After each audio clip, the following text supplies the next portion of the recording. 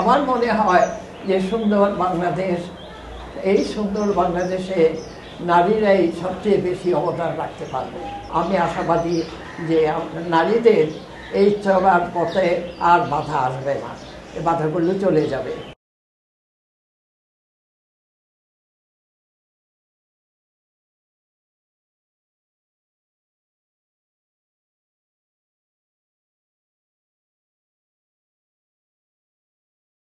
বাংলাদেশের যত নারীরা আজকে লিখতে শিখেছেন, যত নারীরা পড়তে শিখেছেন, ঘরে বসে রান্না শিখেছেন, সেলাই শিখেছেন, নিজের অধিকার সম্পর্কে জেনেছেন, সেই নূরজাহান বেগমকে আজকে আমরা হারিয়েছি। আজকে আমাদের মাথার উপর থেকে একটা বিশাল বট গাছের মতো আমরা হারিয়ে ফেললাম।